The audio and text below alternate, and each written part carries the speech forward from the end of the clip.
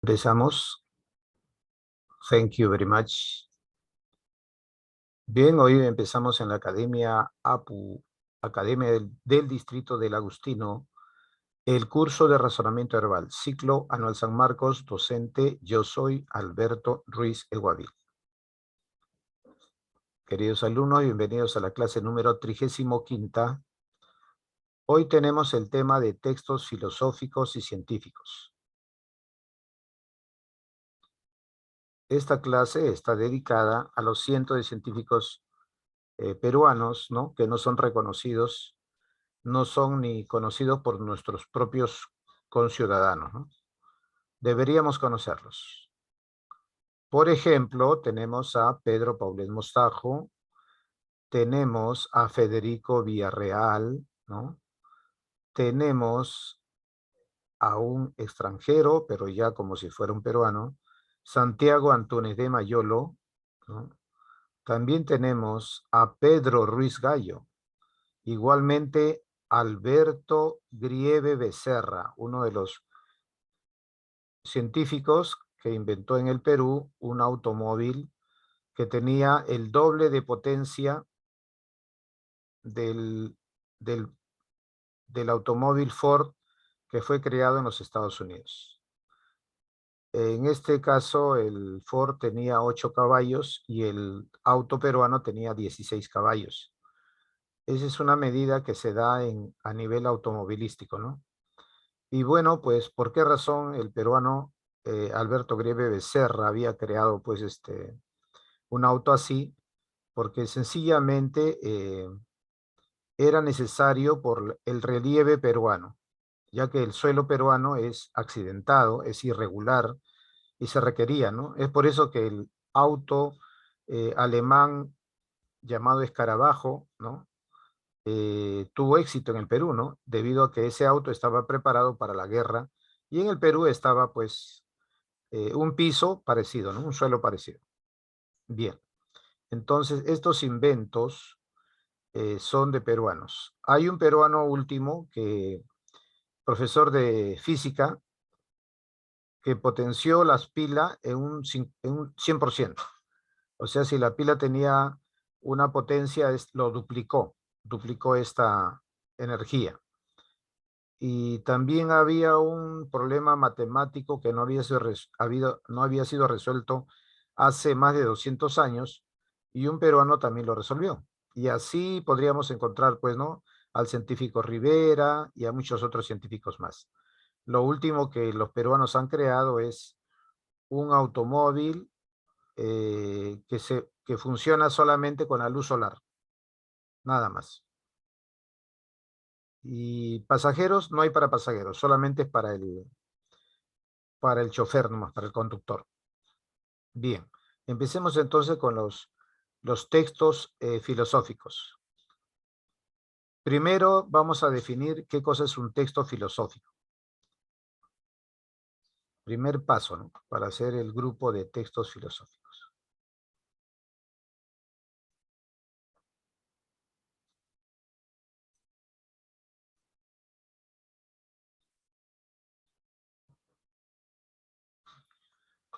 Bien, para entender mejor los textos filosóficos es necesario tener una idea de lo que es la filosofía. Es decir, más o menos algo que nos pueda hacer entender qué es la filosofía, ¿no? Bien, acá dice, la filosofía es una doctrina que abarca una gran cantidad de estudios. Incluso la ciencia estaba dentro de la filosofía, ¿no? Ha tenido que apartarse porque ya tenía estructura propia, ¿no?, conceptos propios. Es por eso que la ciencia tuvo que separarse de la filosofía. Pero en un primer momento la filosofía estuvo dentro de la filosofía involucrada la ciencia, para que vean cuán amplio es el campo de estudio de la filosofía, ¿no? Bien, dice que abarca una gran cantidad de estudios lógicos y también estudios metodológicos, ¿no? Formas de pensar, que buscan responder cuestiones de interés para el ser humano, como la existencia, ¿no? ¿Por qué existimos, no? La pregunta es, ¿por qué existimos? ¿Alguna vez se han planteado esa pregunta? Si ustedes se han planteado esa pregunta, significa que han recurrido a un a uno de los temas de la filosofía. ¿Qué les parece? Ahora, también es para conocer la verdad. Y en verdad, y la verdad es demostrado que tiene su cierta relatividad, ¿no? Que para algunos es verdad y para otros no. O algunos consideran una verdad y otros no. Ese juego de la verdad es lo que con la filosofía podríamos acercarnos. La intención de la filosofía no es llegar al final, sino por lo menos a divagar, a meditar, reflexionar respecto a un conocimiento. Ese es el objetivo. Por lo tanto, la filosofía tiene una gran amplitud y una gran importancia para el conocimiento humano. Bien, de la filosofía ha surgido una gran cantidad de saberes, no solamente científicos, sino también humanistas, que han sido de vital importancia para el desarrollo de la humanidad y para dar respuesta a infinidad de preguntas y dudas existencialistas, ¿no? Entonces, en ese sentido, vamos a ampliar el panorama de lo que es la parte filosófica. Primero, tiene un carácter universal. ¿Por qué? Porque la filosofía abarca una gran cantidad de ramas del conocimiento, ¿no? Una gran cantidad del saber humano, con el fin de construir una idea general y común de la verdad del universo. En verdad nunca se va a lograr eso, ¿no? Pero el objetivo es acercarnos. Es como decir que la perfección no existe, pero la idea es que el ser humano siempre esté en el camino de llegar a esa perfección. Esa es la idea, ¿no? Entonces, en la filosofía no es una actividad mental o un proceso mental improductivo, porque nunca llega al final de la idea, ¿no? No, no es cierto. En este caso, la filosofía es válida para poder reflexionar sobre un sinnúmero de temas. Bien, y común de la verdad del universo que puede ser entendida por todas las personas. Bien, por esta razón, la filosofía se vale de diversas áreas de estudios. O sea, tiene elementos auxiliares, ¿no? Lo que aquí llamaríamos complementos, ¿no? Este concepto de manera razonable para que pueda promover su posterior crítica. Por ello no se toman en cuenta, ojo, en la filosofía no se toma en cuenta lo místico, tampoco lo supersticioso, ¿no? Es decir, aquello que no tiene un fundamento sólido, una base sólida. Ellos no son parte, ¿no?, de los elementos complementarios o auxiliares, ¿no?, de la filosofía. No constituye, pues, elemento válido, ¿no? Podrían utilizarlo quizá, ¿no?, como motivo de estudio nada más, ¿no? Pero no sería el elemento que va a sostener o fundamentar lo que quiere lograr la filosofía. Bien. También podríamos decir que la filosofía propende a un saber crítico. Es más, usa el saber crítico y eso le sirve de base. O sea, utilizar un saber crítico es muy importante en la filosofía, ya que de esa manera se puede cuestionar de manera continua saberes que en algún momento se dice que son lo último, lo final, pero que después de un tiempo nos damos cuenta que eso era simplemente un conocimiento parcial, temporal, ¿no? Que llega a un momento a caer en la caducidad. Eso podría ser el caso de el saber crítico, cómo influye en el estudio de la filosofía. Por eso que acá dice, mira, ve, a partir del razonamiento, las personas se alejan de la ignorancia. Claro, pues nosotros razonamos y nos alejamos de la ignorancia. Pero por si acaso, cuando vamos a razonar, pues no podemos sentarnos y decir, a ver, ¿qué pensamos hoy día? No, eso sería un poco anárquico. Lo importante podría ser así, mira, o lo mejor dicho, lo más interesante podría haber sido así. Que tú te sientas y dices, hoy voy a pensar sobre la existencia del ser humano. O sea, ya tienes un objetivo Y en base a eso ya comienzas a reflexionar sobre ese concepto. O sea, no te sientas y a ver qué viene a mi cabeza, ¿no? Vamos en ese orden. Bien. Y la búsqueda de la verdad, dice, debe ser comprobada con la aplicación de diversos métodos para evitar que se afirmen, ojo, que se afirmen verdades absolutas, porque eso de verdades absolutas no se dan, no se dan. Mira, ¿qué hubiera pasado si las verdades fueran absolutas? Hubiera pasado, por ejemplo, lo siguiente. Se dijo que la mínima unidad de la materia era el átomo. Si eso se hubiera aceptado por siempre e inamovible e indiscutible, habríamos caído pues en el error de no cuestionarlo, no rebatirlo, no estudiarlo nuevamente. Entonces, habríamos quedado con esa ignorancia de entender solamente que la mínima unidad de la materia era el átomo. Hoy en día, esa verdad ya fue rebasada por la realidad. Ya se sabe que la unidad mínima de la materia no es el átomo. Empezaron por descubrir las partes del átomo, mesones, positrones, ¿no? El campo llamado quantum, ¿de acuerdo? Todos esos elementos ya se encontraron en el átomo, de lo cual demuestra que el átomo no era la unidad mínima de la materia, como se pensó hasta una determinada época. Y aún así, la ciencia siguió investigando. La filosofía también siguió investigando. Y hoy en día se ha demostrado que la materia en verdad no existe. Lo que existen son ondas, ¿no? Que podría ser parecido a lo que es la materia. Ondas. Por eso es que existe una teoría llamada la teoría de cuerdas. De ahí, por ejemplo, que un sonido podría curar a una persona. ¿Por qué? Porque los pondría en sintonía y mejoraría sus condiciones físicas. Así sería. Porque nuestro cuerpo es energía, es energía. Esa energía es la que nos da vida. ¿Cómo se demuestra que tenemos una energía especial? Porque, por ejemplo, suponiendo de que el cuerpo humano tenga 100 millones de elementos químicos, ya, y yo me consigo esos 100 elementos químicos de otro lado, pero sin embargo no puedo crear en él a un ser humano. No se puede. No se le puede dar vida a esos elementos químicos. En cambio, el cuerpo humano sí es no solamente unidades químicas, sino que también tiene una vida, un movimiento, un pensamiento incluso.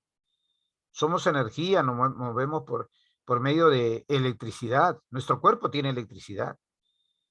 No nos electrocutamos porque está dispuesto de tal manera que no nos haga daño, ¿no? Una maravilla es también, ¿no?, de la naturaleza el cuerpo humano. Por ejemplo, tú sabes que el ácido clorhídrico es un elemento muy negativo, pero cuando tú lo echas a una superficie, pero en el estómago lo tenemos, pero el estómago ya tiene, como se dice, su elemento que no le permite que pueda actuar libremente dentro del estómago y quemarnos el estómago, ¿no? Tiene, o sea, tiene su elemento catalizador, podríamos decir así. Entonces, hoy en día se ha demostrado pues que existe, que la materia en verdad son ondas sonoras y que con las ondas sonoras cuando se desordena, ¿no?, falla algo, ¿no? Por eso es que la música, no se recordarán ustedes a Juan Luis Guerra, ¿cómo se llamaba su grupo? Su grupo se llamaba La 440. ¿Y por qué? Porque la melodía en esa sintonía de 440 es una melodía con la cual afinan cualquier instrumento. Y la música se basa en esa tonalidad de 440. Pero la mejor sonoridad no es esa. El mejor sonido no es ese. Mejor dicho, mejor sonido en el sentido de que va a servir para que los cuerpos sean mejores, ¿no? Sería pues una de 432 Hz. ¿Te das cuenta? Entonces, eso es lo que ya se conoce, ya se está llegando a la era cuántica. O sea, se está pasando de la era digital en la cual estamos actualmente a la era cuántica, ¿no? Donde hablamos ya de la teoría de cuerdas y otras cosas más, ¿no? Por eso cuando dicen, oye, te envío mis buenas vibras, la vibración, ya te están diciendo algo, ¿no? ¿Cómo se incrementa digamos, esa vibración? De muchas maneras.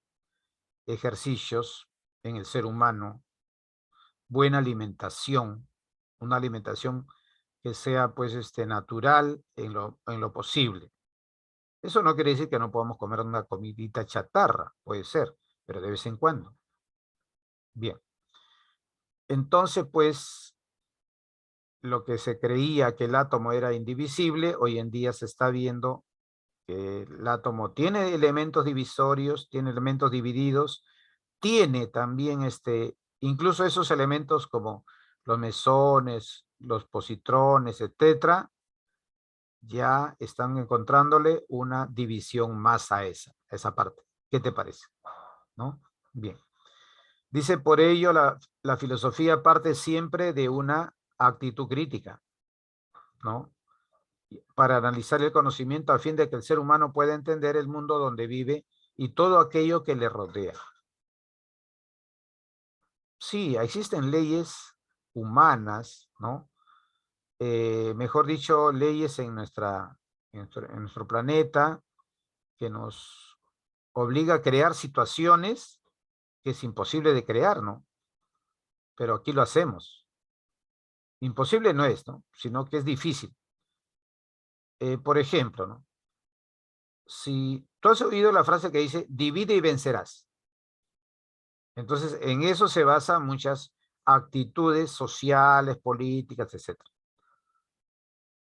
¿Cómo hacemos para vencer a un país difícil de vencer? Lo dividimos. Así se dividió Corea, Alemania, Unión de Repúblicas Socialistas Soviéticas, la China misma, ¿no? Vietnam, y así hay un sinnúmero de países que han sido divididos porque eran enemigos de algunos grupos, de algunos países. Entonces lo dividieron. Perú puede surgir, pero lo dividen entre, bueno, ya estamos yendo a la parte política, mejor ahí nomás lo dejamos. Pero es así, o sea, existen formas de dividir a un país y de esa manera lograr que no surja. Y todos contribuimos a eso, ¿eh? Todos contribuimos a eso.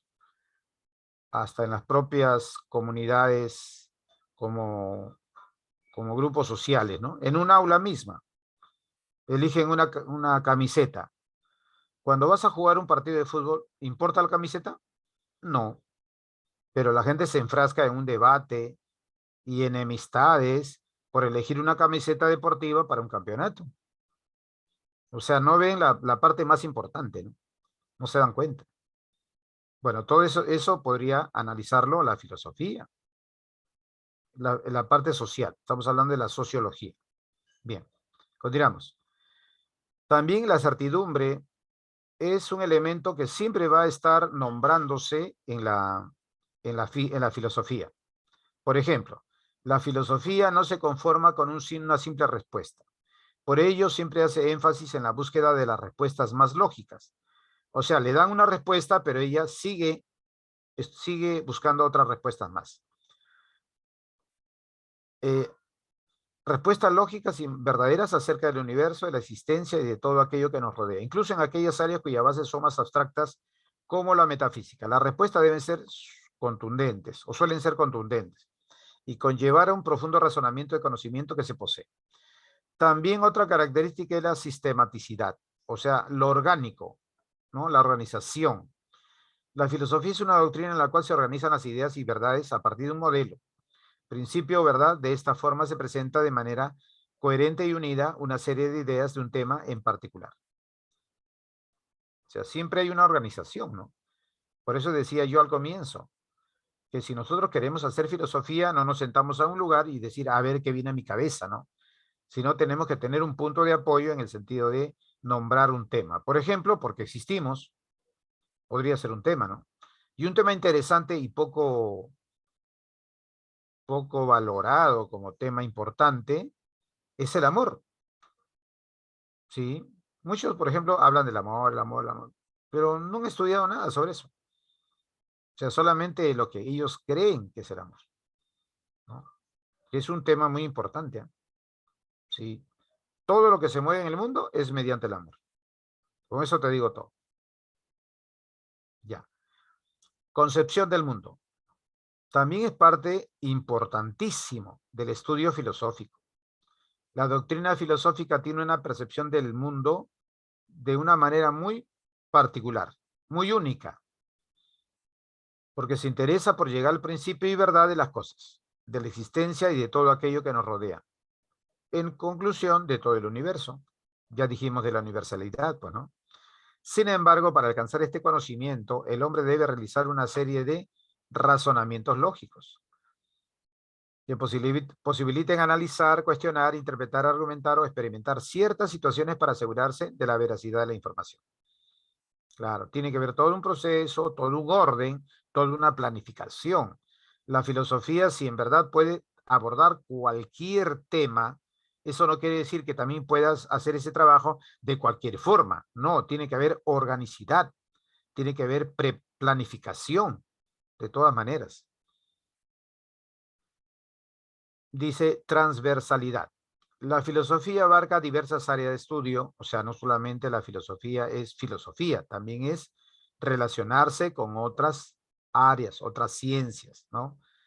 Por ejemplo, las ramas humanistas, las ramas científicas, etcétera. Entre las ramas de la filosofía que se pueden mencionar son la metafísica, es la nociología, ¿no? O la ciencia del conocimiento, es la lógica, la ciencia del razonamiento, la ética de los valores, la política, el arte de gobernar, el arte en sí, la creatividad, la estética, ¿no? La belleza, el aspecto físico y la forma de comunicarnos con el lenguaje.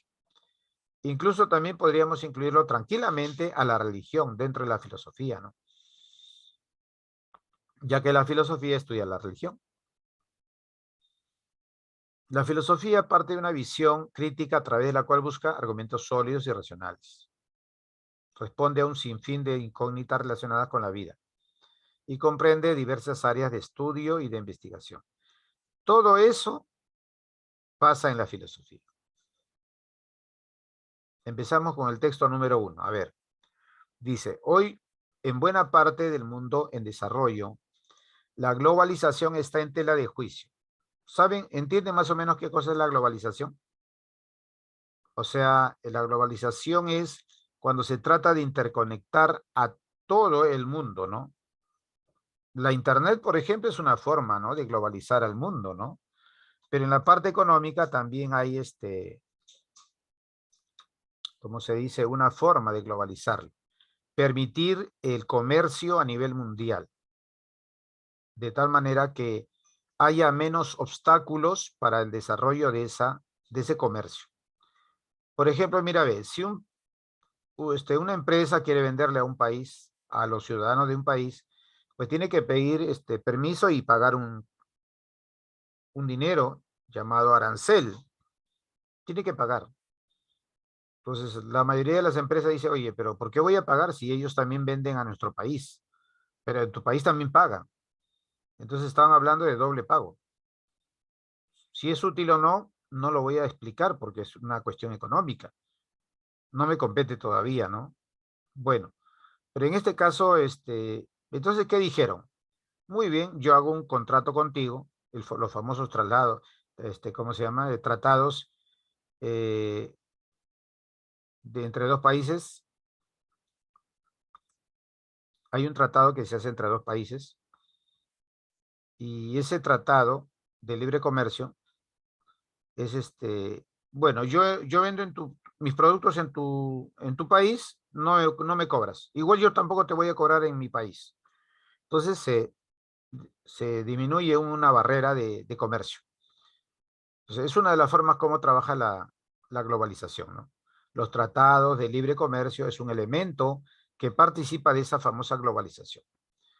Y acá dice que está en tela de juicio, o sea, lo están cuestionando. ¿Por qué? Por ejemplo, en Latinoamérica, después de un breve periodo de crecimiento a principios de la década del año 90, se ha instaurado el estancamiento y la recesión.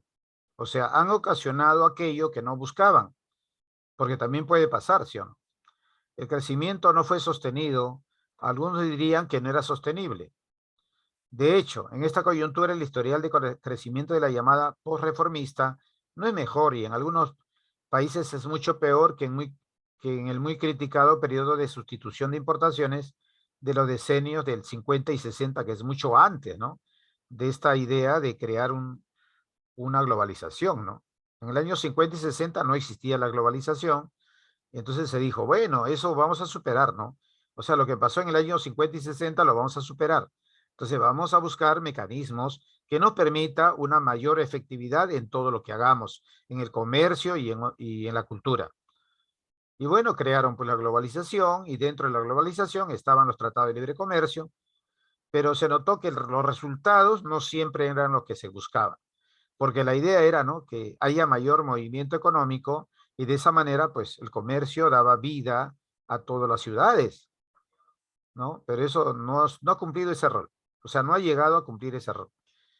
Lo habrá llegado a cumplir en cierto tiempo, pero actualmente ya, como acá mismo lo está cuestionando, ¿no?, se está poniendo en tela de juicio.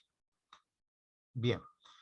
De hecho, los críticos de la reforma señalan que el efímero crecimiento de principios del decenio del 90 fue apenas una carrerita, que ni siquiera compensó la década perdida del año 80, o sea, de los 10 años posteriores. Claro, porque ¿dónde está ese desorden? O sea, ¿por qué el Tratado de Libre Comercio a veces no puede funcionar? ¿Por qué? Porque a simple vista, ¿no? Si no se va a pagar aranceles, entonces ya que estos países se vendan, pues, ¿no? Vendan sus productos, uno al otro y el otro al uno. Pero la pregunta es, ¿y el Perú qué le va a vender a China? ¿Qué le va a vender? Si no tenemos industria. ¿Cómo vamos a hacer un tratado de libre comercio con China? Si es un monstruo. Nosotros no somos ni el 3% de la población china. Somos el 2% de la población china. Somos 34 millones. China son 1.700 millones de habitantes. Y eso es, mientras estoy hablando, ya subió la cantidad. Entonces, ¿cómo va a ganar Perú si está haciendo un tratado de libre comercio con un país con quien no puede competir? Ni siquiera acercarse.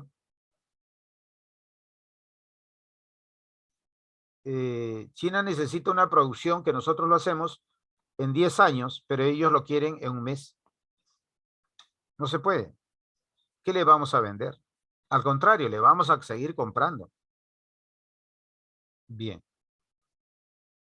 En toda región la gente se pregunta, ¿falló la reforma o falló la globalización? ¿Qué falló? La distinción es tal vez artificial, porque la globalización, que estaba en el centro de las reformas, incluso en las naciones que se las arreglaron para crecer como México, los beneficios se han concentrado en el 30% más rico de la población, sobre todo en el 10% más alto. O sea, los que ganan son los comerciantes. Un comerciante vende a otro país, pero no gana el país, gana el comerciante. Va por ahí la cosa. Porque ese comerciante, pues, que compra o importa, va a ganar. Está muy bien todo eso, excelente. Pero existe un desbalance que todavía no se ha resuelto. Dice, los de abajo han ganado poco y muchos están peor. ¿Diste cuenta? Ya, un segundito, ¿ya?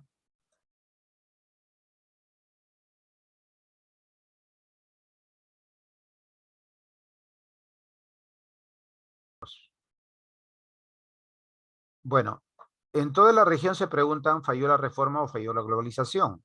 Ya al preguntarse eso es por algo, ¿no? No creo que se pregunte por nada. La distinción es tal vez artificial porque la globalización estaba en el centro de las reformas, incluso en las naciones que se las arreglaron para crecer, como México. pero resulta que la riqueza se ha concentrado en un 30% del país. O sea, el país debería ser beneficiado mínimo en un 70%, ¿no? 80% mejor, 90% mejor. Esa ganancia debió haber sido aprovechado por ese porcentaje. Pero en verdad lo que están comerciando son los comerciantes nada más. La población no lo está haciendo. ¿Por qué recibiría dinero? Bueno, los de abajo han ganado poco y muchos están peor. Las reformas han expuesto a las naciones a riesgos mayores y estos han recaído injustamente en los que están menos preparados para afrontarlos. Al igual que en muchos países donde el ritmo y secuencia de las reformas han hecho que sea mayor la destrucción que la creación de empleos, así también la exposición a riesgo sobrepasó la capacidad de crear instituciones que les hagan frente, entre ellas redes de seguridad efectivas. Bueno, consideramos que la globalización es un hecho. Segundo, que si tiene errores, ¿cuál es la solución cuando hay errores? Resolver los errores. Entonces, eso es lo que se tiene que hacer. ¿Cómo hacer que no se recaiga en los errores? ¿Cómo hacerlo? Pero que tiene solución, tiene solución. ¿Eh? La cuestión es tener la intencionalidad de resolver el problema. Ya, a ver. En este yermo panorama, o sea, en este despoblado panorama infértil, pueden encontrarse algunos signos positivos. Bueno, claro, es una regla, por ejemplo, lógica dentro de la filosofía. Es una regla lógica que todo tiene negativo y positivo. Hasta la electricidad, negativa y positiva. La vaca tiene carne y hueso, positivo y negativo. Todo tiene positivo y negativo. Entonces, no debemos decir que la globalización es nada, ¿no? No, también tiene sus cosas. Por ejemplo, acá dice algunos signos positivos. ¿Cuáles serán, no? Bien. Los del norte se han vuelto más conscientes de las desigualdades de la arquitectura económica global. El acuerdo de Doha de llevar a cabo una nueva ronda de negociaciones comerciales, la ronda del desarrollo, promete rectificar algunos de los desequilibrios. Ahí está. ¿Te das cuenta? Ante un problema tiene que buscarse la solución. Se ha producido un cambio marcado en la retórica de las instituciones económicas. Por lo menos ya hablan de pobreza. En el Banco Mundial se ha efectuado algunas reformas verdaderas y se ha notado cierto progreso en trasladar la retórica a la realidad, en asegurar que se escuchen las voces de los pobres y se tomen en cuenta las preocupaciones de las naciones en desarrollo.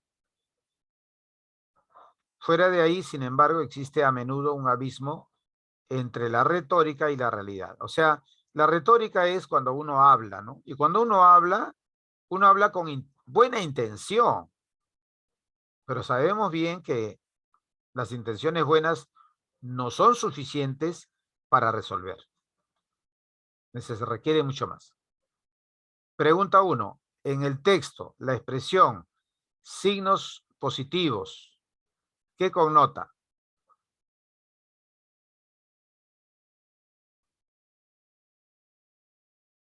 Ah, obviamente, ¿no?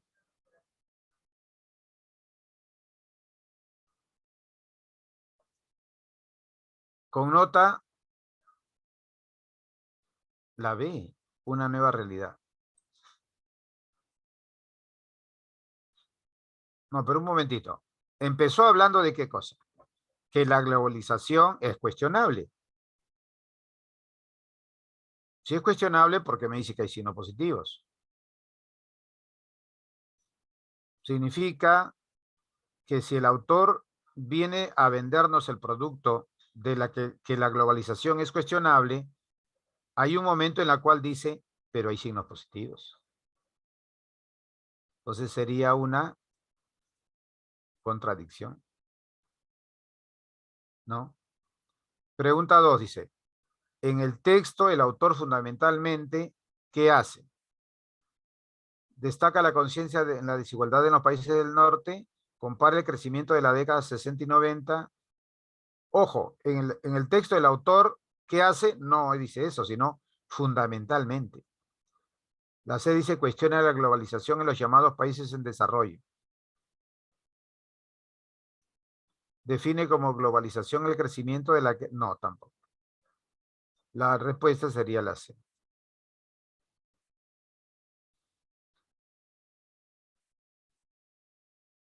Se deduce que en esos decenios del 50 y 60, primero que no había la globalización todavía.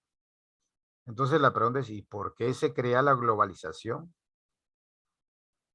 ¿No? Bueno, para que todo esté conectado, pues todo el mundo, ¿no? O sea, no que un país se dispare por su lado, por decir, ¿no? Entonces, en esa época del 50 y 60,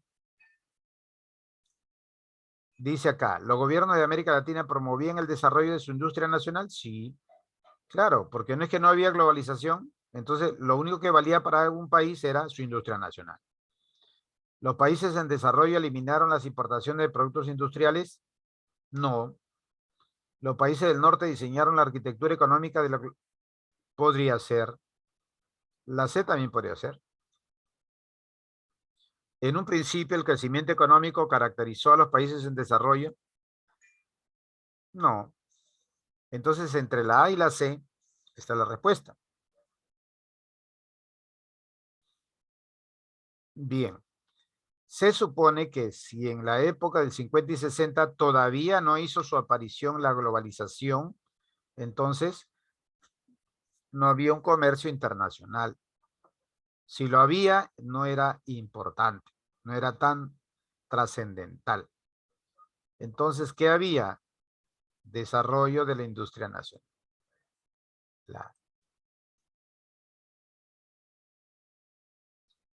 Es incompatible afirmar que el acuerdo de Doha, ¿qué hizo el acuerdo de Doha? Bueno, pues esta globalización está fallando, ¿sí o no? ¿De acuerdo? Ya.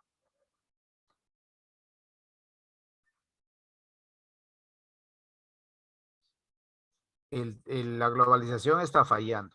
Y lo del Doha, cuestionan, o sea, ¿están a favor del cuestionamiento? Claro.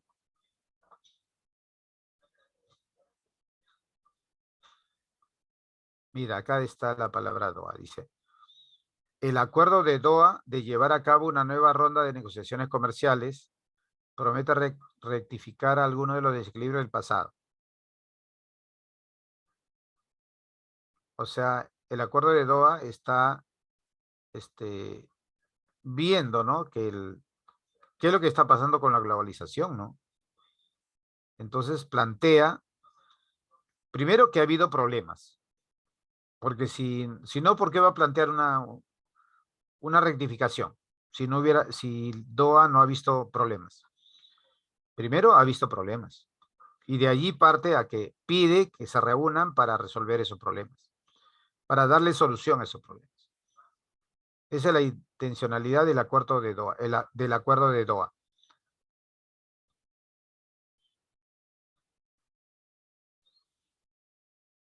Entonces, en la 4 sería que fue consecuencia de la constatación de las profundas desigualdades sociales en los países en desarrollo. ¿No? Porque en verdad los países en desarrollo no eran los que sufrían, sino los países pobres. Si en los países pobres había una ganancia, era del 30%, ¿cierto? Si el Banco Mundial hubiera escuchado realmente las voces de los pobres, bueno, aquí al decir eso está diciendo también que el Banco Mundial no escucha a los pobres, según lo que dicen las 5, según la pregunta de las 5. Entonces, ¿este organismo habría cambiado radicalmente la composición de representantes en el acuerdo de Doha? No.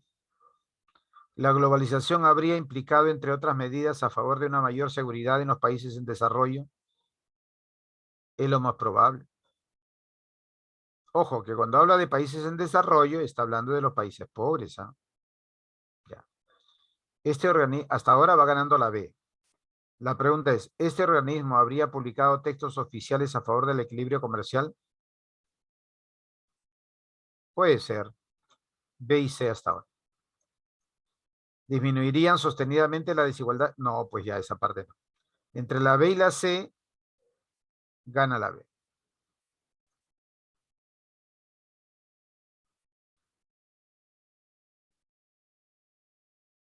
Vamos a un texto 2. Dice, imagina que tienes que diseñar una sociedad nueva y mejor. Si vives en una bonita mansión, seguramente imaginarás un mundo en el que algunas personas son muy ricas y otras muy pobres. Pero ¿qué pasaría si vives en la pobreza? ¿Qué pasaría si vives en la pobreza? ¿Cómo pensarías?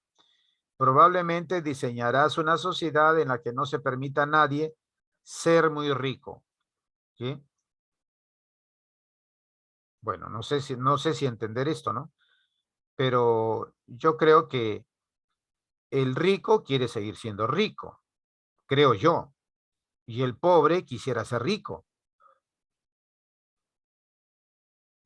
O tanto así tiene la mentalidad de pobre que odia a los ricos. Es cuestionable, ¿no? Bueno, según lo que dice acá es, al decir que el pobre buscará una sociedad en la cual nadie sea rico, bueno, podría darse, ¿no? Y en la que hay un reparto más equitativo de los recursos, o sea, igualdad. La naturaleza humana es así conscientemente o no. La gente tiende a pensar en su propia posición cuando describe un mundo mejor. Bueno, en verdad también depende de cómo pensamos para saber qué pensamiento van a salir, ¿no? De nuestra mente, qué propuesta van a salir de nuestra mente, ¿sí o no? Es como, por ejemplo, ¿no? Un literato va a escribir algo, un peruano, ¿ya? Tú eres el peruano, tú eres el escritor. ¿De qué tema escribirías? Póngalo en el chat, por favor. ¿De qué tema escribirías? Tú eres un peruano, vives en el Perú, no has viajado por el mundo. ¿De qué escribirías? De aquello que hay en el Perú, pero ¿cuál sería ese tema?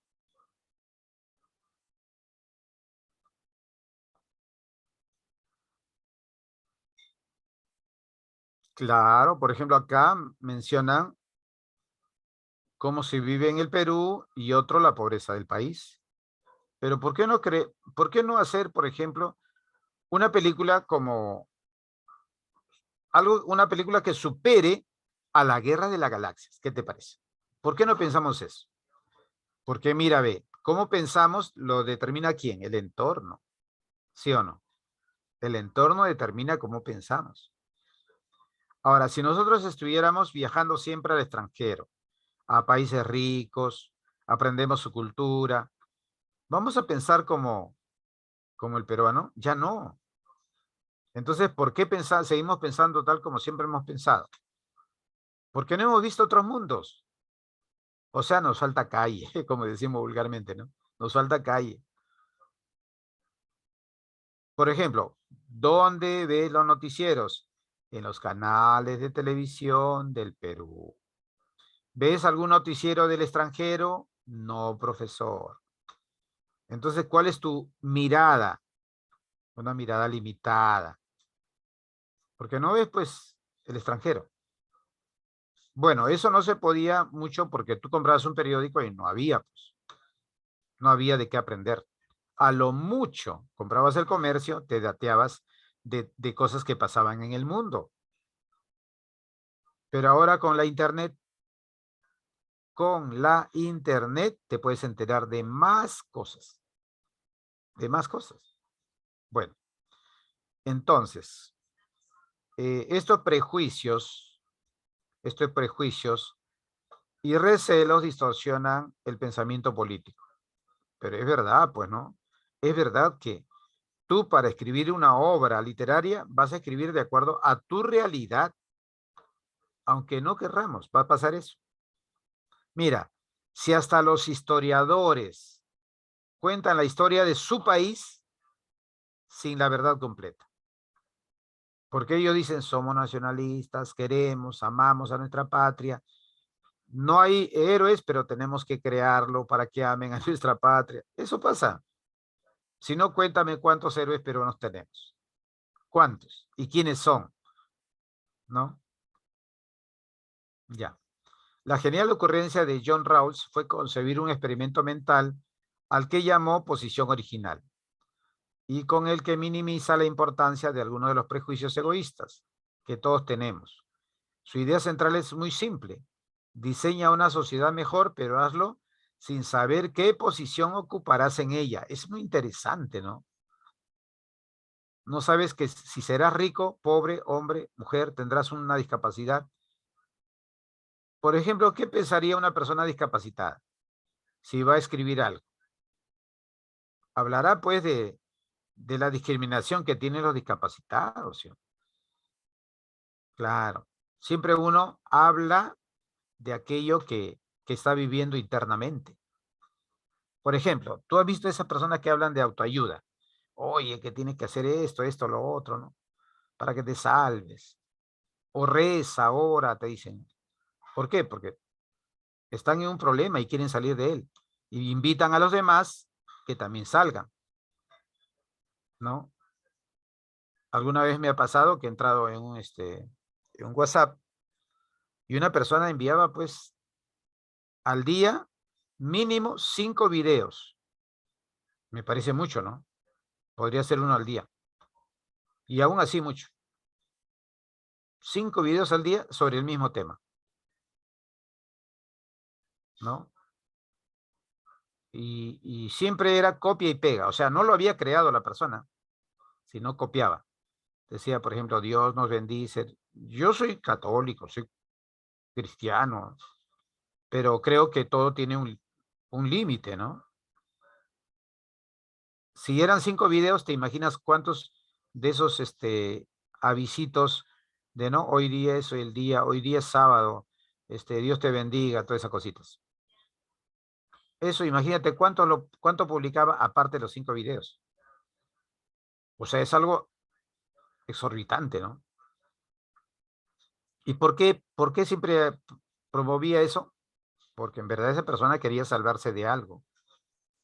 Claro, quería salvar su alma, por ejemplo, ¿no? Entonces jalaba al resto. Y eso es lo normal, ¿ah? O sea, yo no digo que está mal, pero eso pasaba. Sino yo lo que acuso es el exceso, nada más. O sea, mira, hay que entender bien cuando uno habla también, pues, ¿no? O sea, a veces nosotros escuchamos a alguien y decimos, oye, esta persona es muy mala, pues, ¿no? ¿Cómo es posible que niegue a Dios? Yo en ningún momento tengo a Dios. Lo amo, lo amo. Bien.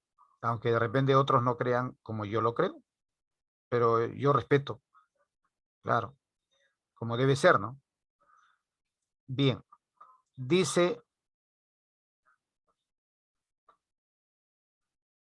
la genial ocurrencia de John Rawls fue concebir experimento mental al que llamó posición original y con el que minimiza la importancia de algunos de los prejuicios egoístas que todos tenemos.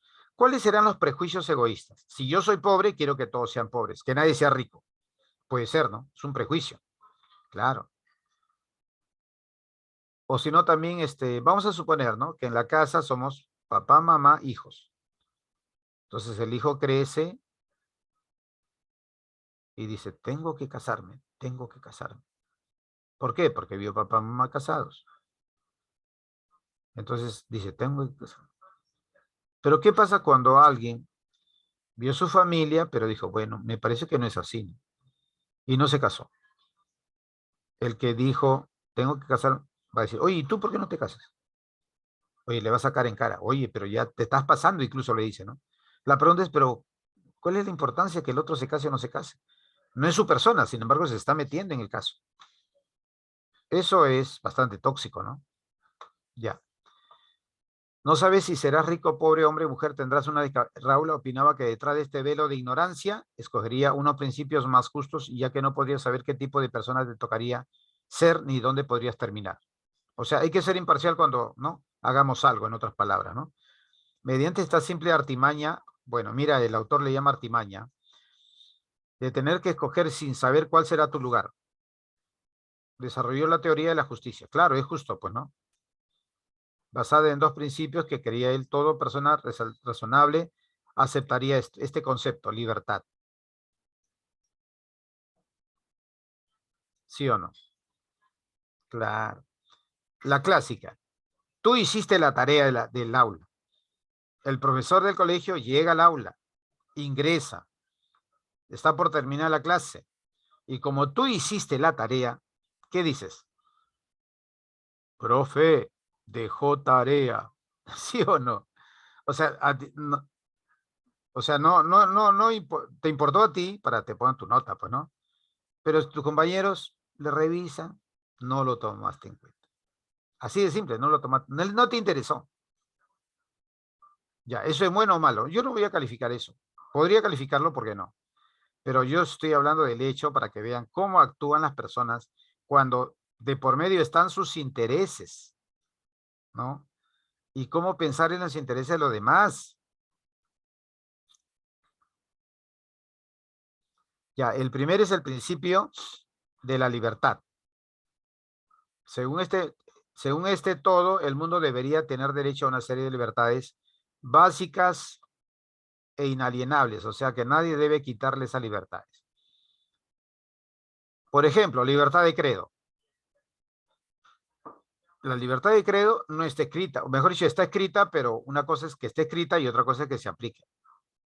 Ya, por ejemplo, mira, ve, yo soy católico, ya, tú eres evangélico. ¿Tú quieres ser evangélico? Que seas. Libertad de credo. Yo quiero ser católico, que sea. Pero si viene un evangélico y me dice, oye, los católicos son borrachos, son traicioneros, me habla un montón de cosas, un momentito. ¿Pero por qué me lo dices a mí? Porque se supone que si me lo dice a mí es porque me ha visto. Pero no, me lo dice porque el simple hecho de que yo soy católico. No va, no va. Tú preocúpate por tu evangelio. Preocúpate por tu iglesia evangélica. Ahora, si yo encuentro a alguien atea, lo voy a molestar. Oye, conviértete. Oye, estás a tiempo. ¿Por qué? Su decisión será. Ahora, otra cosa que esa persona es atea y hace un daño. ¿Sí o no? Cuando hace un daño, ahí sí yo tengo que reclamar, ¿no? Me hiciste daño. Claro. Entonces, mientras no haga daño, se está tratando de igual a igual. Libertad de credo. Libertad de voto. Oye, ¿por quién votaste? Profe, ¿por quién votó? Por favor, cada uno sabe por quién vota. La otra pregunta, ¿no? ¿Por qué preguntas? Ah, no, es que quiero saber por quién votas porque de repente voto por esa persona, dice.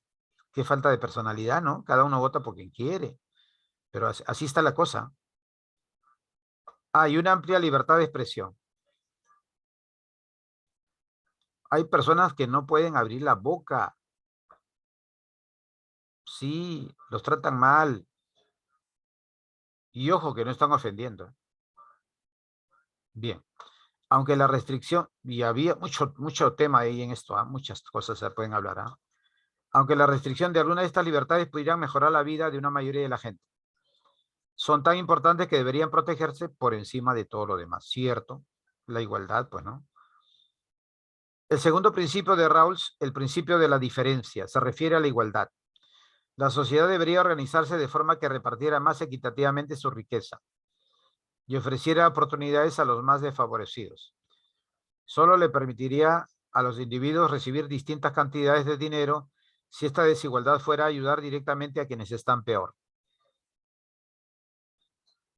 Siempre, ¿no? Hay que poner en duda qué es igualdad también, pues, ¿no? Claro. Pregunta 1. En síntesis, el texto desarrolla un experimento mental de John Rawls sobre qué.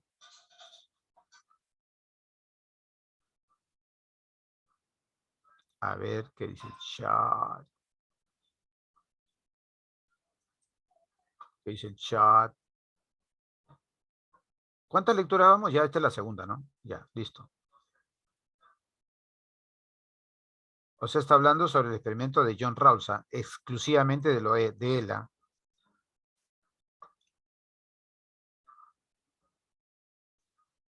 La A, el pensamiento político y la concepción de una sociedad justa según él, John Rawls. De eso nos ha hablado, porque nos ha hablado de sus dos propuestas, ¿no? En el texto, el término artimaña podría ser reemplazado por, y la palabra inalienable implica algo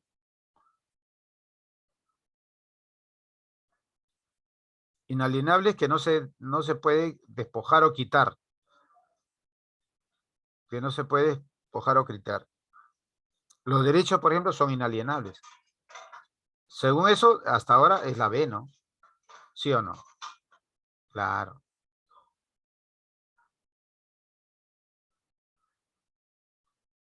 Que nadie puede perder.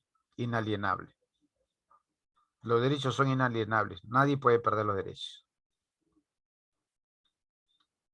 Del texto se desprende que John Rawls asume que los seres humanos son siempre proclives a, bueno, su tendencia, ¿no? ¿Por qué los seres humanos siempre tienden a contar lo que está en su entorno?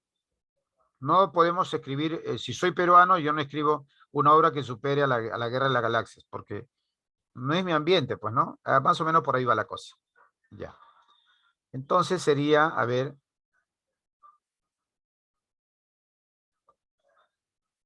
ser altruistas y desprendidos con sus congéneres, considerar la eliminación del resto de humanos, que me he ido, preservar su situación privilegiada, claro, esto hacen, esto hacen. La gente, en su mayoría, siempre busca cuidar su privilegio, ¿sí o no? Claro, aunque los demás sean perjudicados. Yo presento mi tarea porque yo hice, me interesa si el resto no, algo así, ¿no? Sobre la teoría de la justicia de Rawls, resulta incoherente. Bueno, o sea, Rawls plantea qué es la justicia, ¿no? ¿Qué es la igualdad? Él plantea algo, ¿no? Ahora, de ese algo que planteó sobre la justicia, sobre la igualdad, ¿cuál sería la idea incoherente?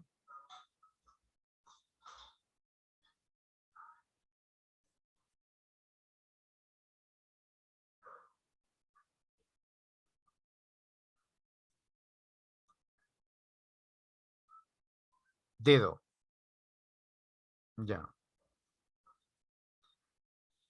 Si en la sociedad que plantea Rawls no existiera el principio de la diferencia, o sea, de la desigualdad, ¿qué pasaría? Bueno, no se tomaría en cuenta al que pierde, ¿no?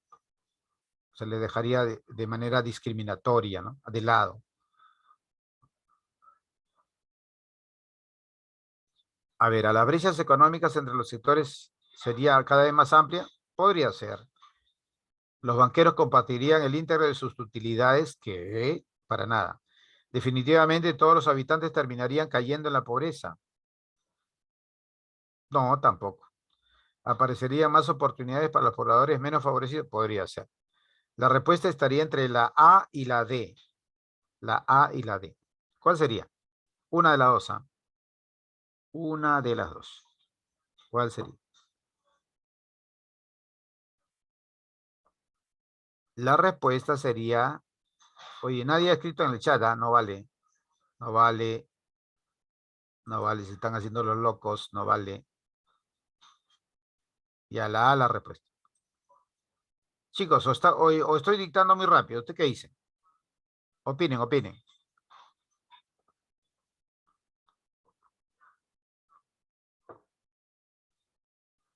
¿Muy rápido estoy dictando? Si no me responden es que ni me están escuchando. O sea, porque si estoy hablando muy rápido significa que no me están entendiendo, ¿no?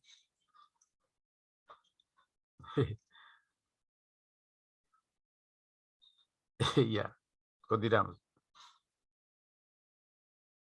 Bien, vamos a avanzar.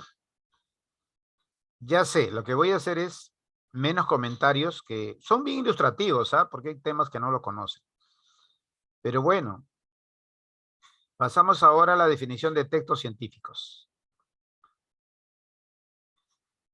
Yo pienso que la academia debería ser tipo con tareas. O sea, por ejemplo, si fuera así, yo propongo nada más, yo no soy el quien determinó el programa, nada de eso.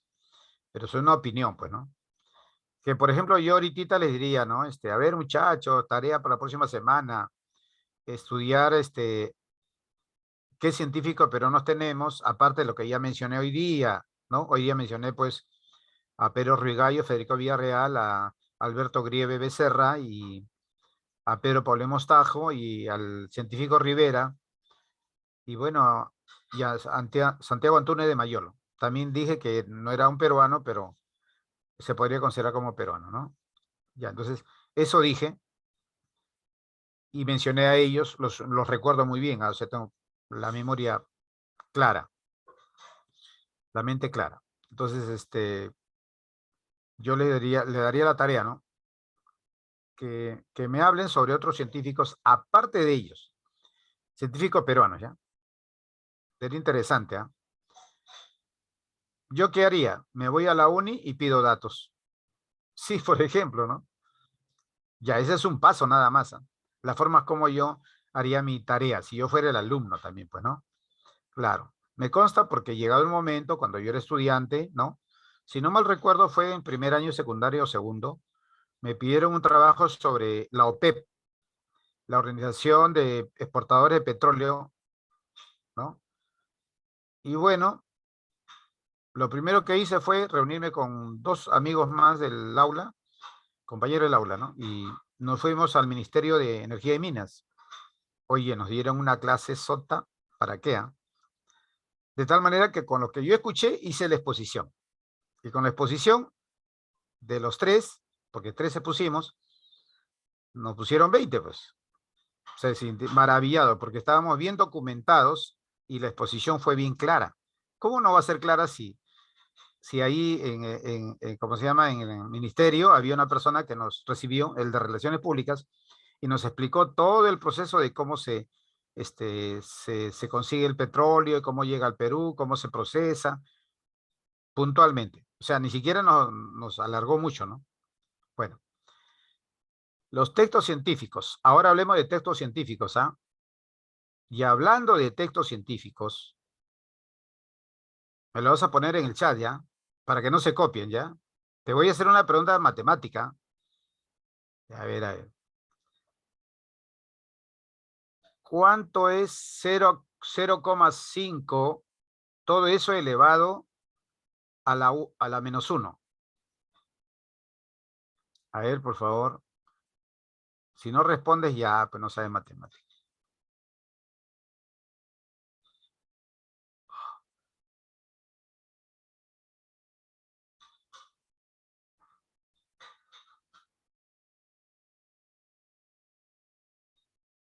Ay, claro. ¿Qué? ¿Una persona nomás me ha respondido? No puedo creer, ¿ah? ¿Qué pasó? Ojo, 0,5, todo eso elevado a la menos uno, no a la uno.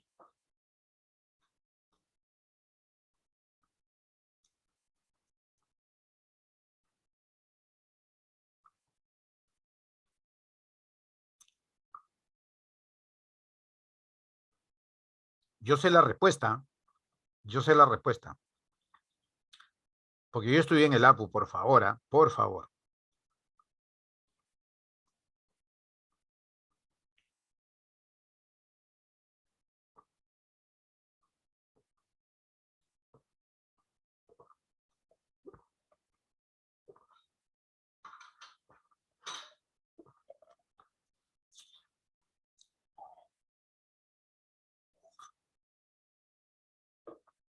Y la respuesta es la siguiente. ¿Es verdad o no que 0,5 es igual a un medio? Y si es un medio y está elevado a la menos uno, cuando la potencia es negativa, se invierte la fracción. Y la respuesta sería 2. Estamos hablando de teoría exponentes nada más, ¿no? Que es lo más fácil, ¿no? Bueno, por si acaso, esa es la pregunta que le hicieron a una becada de la Universidad de Lima, ¿no?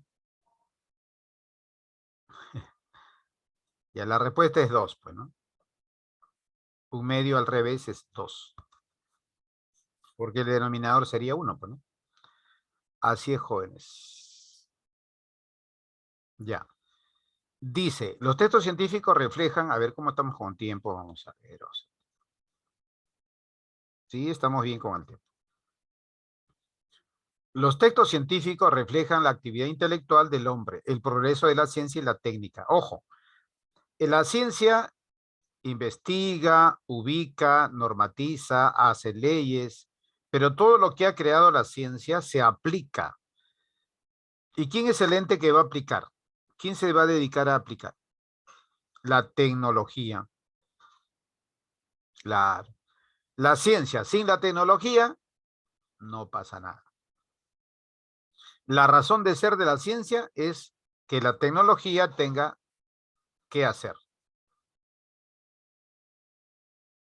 Tiene como característica, dice, esenciales, mira, primero la impersonalidad, porque no tiene que ver con los intereses personales. La objetividad, que tiene que lo que se hace debe ser algo real, pues, ¿no? Y exactitud se pide porque casualmente es uno de los pilares, ¿no? La matemática, y la matemática es exacta. Claro, la matemática es exacta. Claro. Por ejemplo,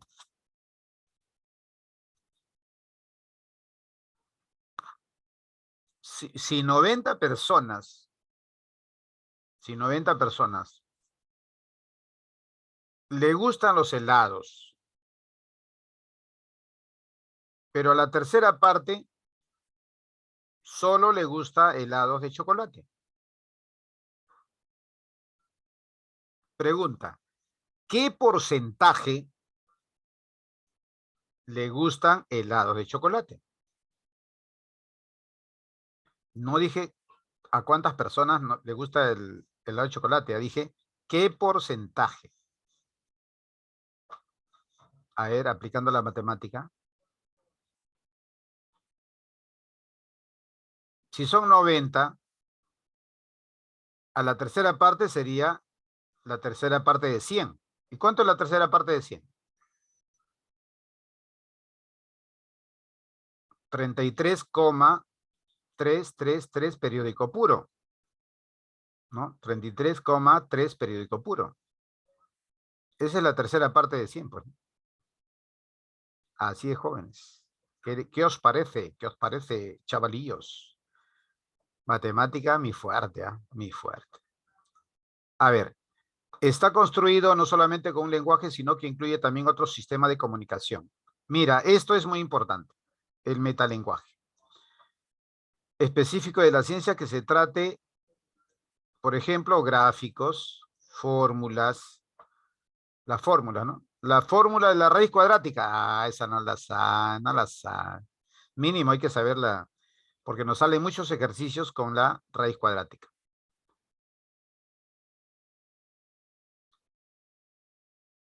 Ahora, dice que se dividen en 3 estilos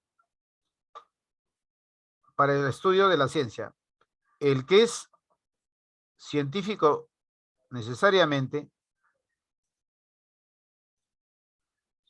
propiamente científico, donde hablamos de artículos científicos, monografías sobre la ciencia, tesis sobre la ciencia, ponencias e informes sobre la ciencia. Ahora, los administrativos, ¿cómo serían?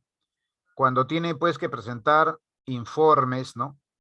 Patentes, mejor dicho, documentos científicos y de divulgación científica cuando hablamos para que llegue a más cantidad de personas. ¿Cuáles serían entonces eso que sirve para difundir más la ciencia? Los manuales escolares, por ejemplo, ¿no? Ya. ¿Sabías tú que la ley, ¿cómo se llama? La Einstein, cuando plantea la ley de la relatividad, esa ley, todo el mundo escuchó el nombre de la ley, pero pocos entendieron en qué consistía. Porque la mayoría hablaba que el científico Albert Einstein planteó la teoría de la relatividad, planteó la teoría de la relatividad, y a lo máximo llegaban a la ecuación que planteaba su teoría, pero no entendían. Perú fue el único país que difundió el conocimiento de esta ley mediante un periódico de difusión nacional, lo cual no le dieron esa importancia en otros países, que podían hacerlo mejor que nosotros, sí, pero a un peruano se le ocurrió ponerlo en un periódico nacional con una explicación tan sencilla que verdaderamente casi todo el Perú lo entendió. ¿En qué consistía la ley de la relatividad, la teoría de la relatividad? Fue en El Comercio, exactamente, en el periódico El Comercio. Bien. Los textos científicos son escritos son solamente escritos que en su elaboración pueden usarse otros códigos como el oral, el icónico y el simbólico. O sea, existen símbolos, pues, ¿no? En la matemática existen símbolos, ¿no? Por ejemplo, un triángulo, ¿qué es? El factor delta, ¿sí o no? ¿Cuál es la forma como se presentan los electrones? Una E y un signo negativo arriba, ¿sí o no? A la parte izquierda, al margen izquierdo. O sea, son símbolos, ¿no? Los símbolos, por ejemplo, de rozamiento. La letra griega rho, ¿no? El símbolo de rozamiento, ¿no? De fricción o rozamiento. Por ejemplo, son simbologías, pues, ¿no? Para poder hablar matemáticamente, ¿no?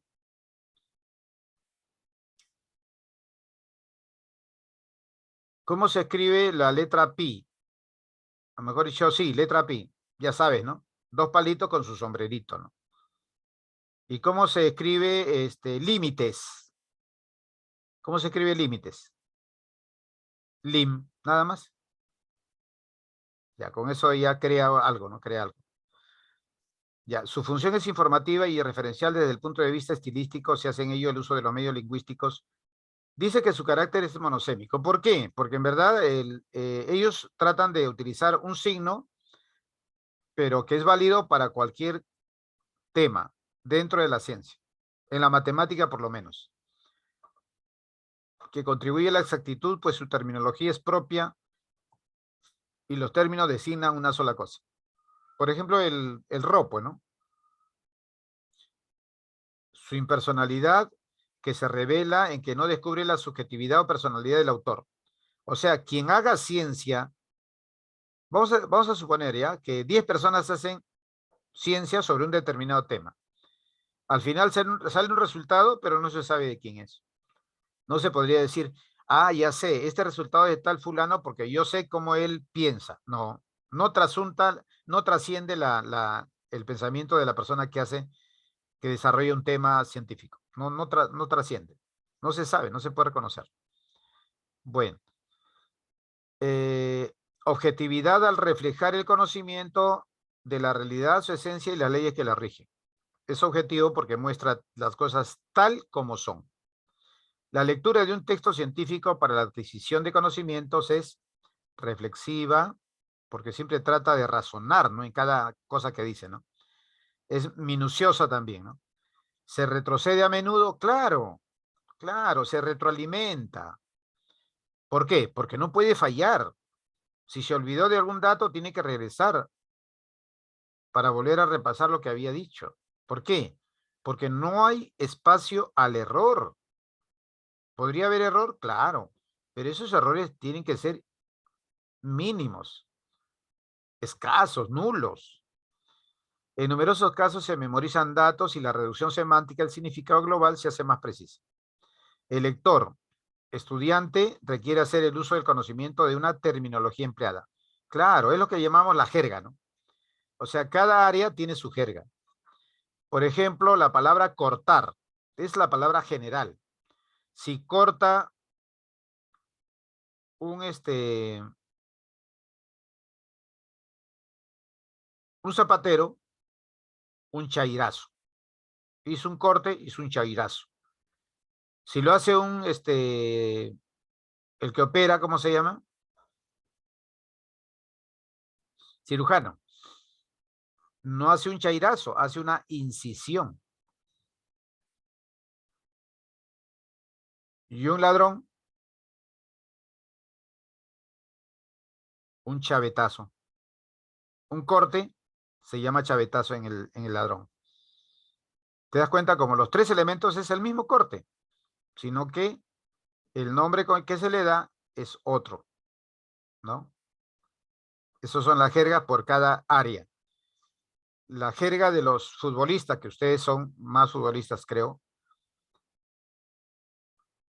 ¿Cómo sería la jerga del futbolista también, no? O sea, cada área, y la ciencia no es ajena a ella, tiene su propia jerga. Ya.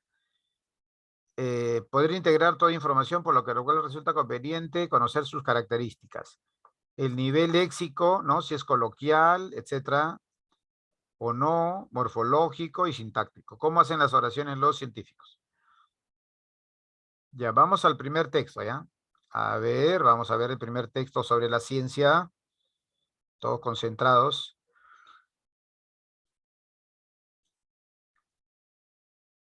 Dice, al menos 3 cuestiones teóricas cruzan el debate de la evolución del lenguaje. Uno de los problemas más antiguos entre los teóricos de la distinción compartido versus único. La mayoría de los comentaristas actuales están de acuerdo con que, aunque las abejas bailan, las aves cantan y los chimpancés gruñen, este sistema de comunicación es diferente al lenguaje humano. Claro, porque ellos se entienden, ¿ah? Las abejas cuando bailan se entienden, ¿ah? Las aves cuando cantan también se entienden. Porque ese sonido refiere pues a que tengo hambre, o hay que hay comida, o viene el enemigo, cuídate, ¿no? Claro. Las aves tienen un sonido similar. Los chimpancés también, cuando están incómodos, cuando están contentos. En los dos casos gruñen, ¿ah? Pero son sus gruñidos diferentes. En el caso del ser humano, hay mayor variedad de elementos comunicativos. Hay mayor riqueza.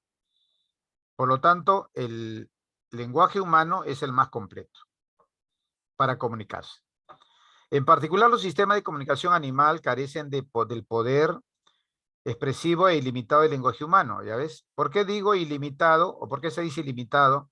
Porque en verdad tiene mayor variedad, pues, ¿no? Y se expresa mejor también. Nosotros no solamente nos expresamos pues escribiendo, también con gestos también, ¿no? Nuestros gestos se ven mejor que cualquier otro gesto animal, ¿no? Basado en la capacidad de los humanos para la recursión, o sea, para buscar recursos. Por ejemplo, el ser humano se dio cuenta que habían personas que habían perdido el habla o que nacieron sin habla, ¿no? O sea, los mudos, pues, ¿no? ¿Qué crearon? Crearon un lenguaje sordomudo. El ciego no podía leer. ¿Qué crearon? El sistema braille, el código braille. El enigma evolutivo, por lo tanto, yace en resolver cómo hemos llegado de allá para acá, dada esta discontinuidad aparente. Una segunda cuestión gira en torno a si la evolución del lenguaje fue gradual o saltacional. Claro, porque puede haber un cambio violento del lenguaje, ¿no? Podría haber, ¿no?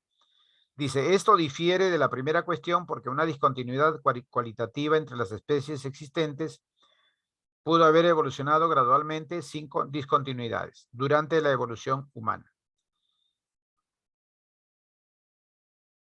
Finalmente, la cuestión continuidad contra exaptación. Exaptación es cuando se descontinúa. No sé si está bien dicho, ¿ah? ¿Descontinúa o descontinua? Ya bueno, ya averiguan ustedes, ¿ah? Entonces, mira, ve, continuidad es lo contrario de exaptación.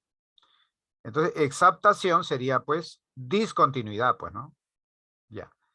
Y en verdad, ¿el lenguaje humano es continuo? Sí, porque va cambiando, ¿no? Va cambiando las palabras, pero se mantienen esos términos, ¿ah? Por ejemplo, la palabra dixiste ha cambiado a dijiste. Speculum ha cambiado a espejo, pero no ha desaparecido esa palabra. La palabra en sí, que nombra a ese objeto, no ha desaparecido. Ha cambiado su forma. Por lo tanto, esa es la continuidad del lenguaje humano. Exaptación sería, pues, que se dice algo, se escribe algo, pero que después ahí nomás queda. Ya no hay otra relación más a partir de lo que se ha creado. Desaparece también ante su falta de uso. Bueno, ¿qué más? O si ciertos aspectos importantes del lenguaje han sido descontinuados de su función adaptativa previa. Por ejemplo, el razonamiento espacial o numérico, la maquinación social maquiavélica, la fabricación de herramientas, etc. Los investigadores han adoptado posiciones extremas o intermedias para estas preguntas, fundamentalmente independientes, lo que ha conducido a una amplia variedad de perspectivas divergentes sobre la evolución del lenguaje y la literatura actual. Existe, no obstante, un consenso emergente según el cual, aunque los humanos y los animales comparten una diversidad de recursos importantes, ha habido un remodelamiento evolutivo sustancial desde que divergimos de un ancestro común, hace aproximadamente 6 millones de años. A su tanto. El reto empírico consiste en determinar que ha sido heredado sin cambio alguno de este ancestro común, que ha sido sometido a modificaciones menores y que es cualitativamente nuevo si lo hay.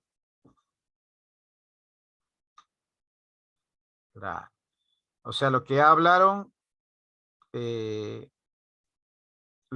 hace muchos años, la época cuando se creó la obra El ingenioso Hidalgo Don Quijote, pues hasta ahora existen las ideas. Cambió la forma, la palabra, cómo se pronuncia, pero sigue habiendo una continuidad. El texto aborda centralmente ¿qué cosa? A ver, vamos a ver cuando estamos acá.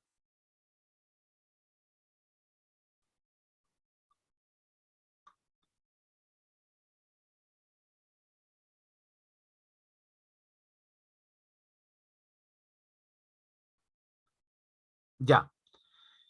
El texto aborda centralmente ¿qué cosa? El deseo fáctico que supone la detección de cambios lingüísticos podría ser la postura divergente sobre la evolución de la comunicación. Postura diferente no, solamente hemos escuchado una. Los argumentos sobre el carácter saltacional del lenguaje humano. No, porque al contrario, está diciendo que el lenguaje humano no es saltacional. Podría haber algunos casos, sí, pero no es saltacional. Los tres problemas que se enfrentan al estudio científico del lenguaje, cierto. Y uno de los problemas es el saltacional. Entonces, sería la D, la 1, la D. La 2. En el texto, el término saltacional está referido a un cambio de un día para otro, por decir, ¿no? Y eso será exabrupto, no, será abrupto o violento. Progresivo jamás, porque saltacional quiere decir que hay un cambio ya, ahora. Abrupto o violento. ¿Cuál sería mejor?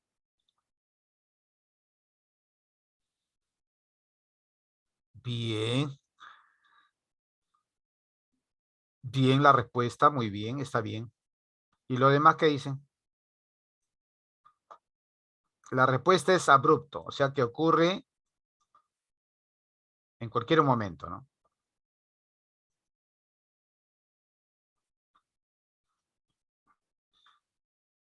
Resulta incongruente con lo sostenido en el texto afirmar que la evolución del lenguaje humano, o sea, nos han hablado de la evolución del lenguaje humano, ¿no? Que es un proceso gradual, que en algunos casos hay una exaltación, ¿no? Además que el lenguaje humano es más variado que el del animal, tiene mayores alcances y también en cuanto a la expresividad es mucho más expresivo que el lenguaje animal. Todo eso han dicho del lenguaje humano.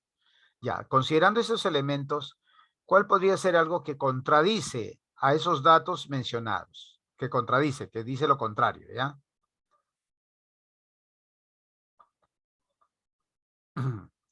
¿Involucra un remodelamiento sustancial en comprensión? No.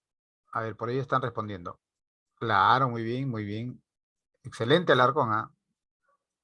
Otra vez acertando. La D, permitió que el hombre desarrolle una comunicación similar al de los primates. no se relacionan, pues, ¿no? Ya.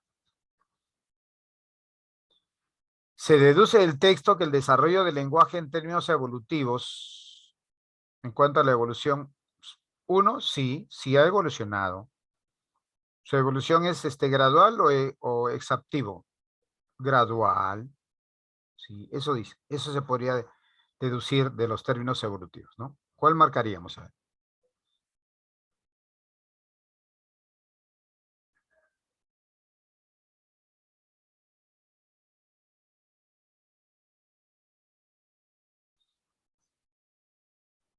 Entre la A y la D, la primera y la última.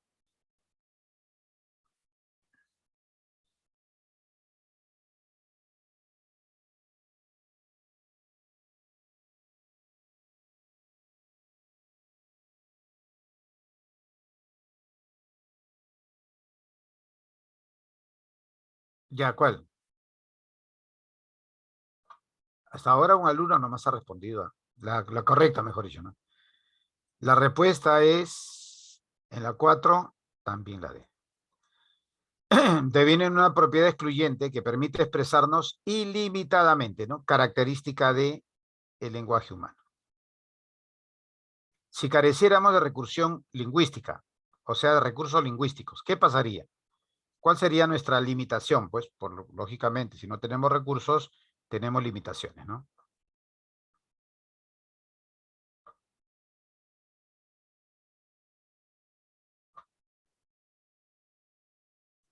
Los problemas formulados sobre el supuesto del carácter privativo del lenguaje para nuestra especie resultan triviales, o sea, de poca importancia. Eso pasaría. No, no podríamos desarrollar más, pues, ¿no? El lenguaje.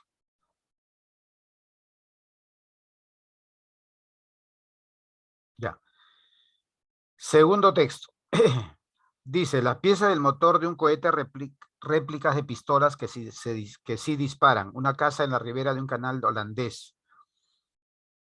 Lentes de diseñador, un veloz automóvil de 2 plazas, un bote de remos o pisas. No pasa unas semanas sin que se sepa de algún logro en la tecnología de impresión en tercera dimensión.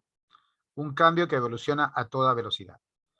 Conclusión. Tú sabes que cuando quieres escanear una foto, te sale plano, ¿sí o no? Pero puede algún día suceder que pongas una foto de un cubo y no salga una impresión plana, sino un cubo en verdad, que haya una máquina que te haga un cubo verdaderamente con las medidas que tú le has puesto. Se supone que no vas a hacer pues de un cubo del tamaño de la casa, ¿no? Sino uno manejable, que llegue a la mano, como los cubos mágicos, más o menos ese tamaño, manejable. Entonces, antes se podía sacar fotografías de un dado o del cubo mágico, se sacaba las fotografías, pero cuando te la enseñaban estaba plana, porque es una foto, pues, ¿no? Pero dice que actualmente ya se pueden hacer de una imagen, construir un cubo mágico. Ojo, que estoy hablando de cubo mágico como ejemplo, puede haber sido un lapicero, puede haber sido una tijera, etc. Solamente estoy poniendo el cubo mágico porque es algo que más lo conocen, creo, ¿no? Ya. Entonces, actualmente en 3D dice, 3D es eso, en 3 dimensiones, no solamente largo, ancho, sino también profundo, la profundidad también, largo, ancho y profundidad. Son 3 dimensiones, 3D es eso. Bien, la NASA está probando una impresora 3D en la Estación Espacial Internacional para ver si puede ofrecer un modo de elaborar comida, herramientas, refacciones en misiones largas. Claro. Mira, imagínate que manden a un astronauta 3 meses fuera de la Tierra. ¿Cómo come? ¿Tiene que llevar un montón de comida? Ahí está, ¿no? Pero ya están tratando de llegar hasta un límite bien elevado, ¿no? De crear objetos. Por ejemplo, ya, se va a la nave, no lleva comida, pero se lleva una impresora 3D. Entonces, tú le pones la foto de una manzana y lo escaneas y te sale una, Una pera, pues, te sale.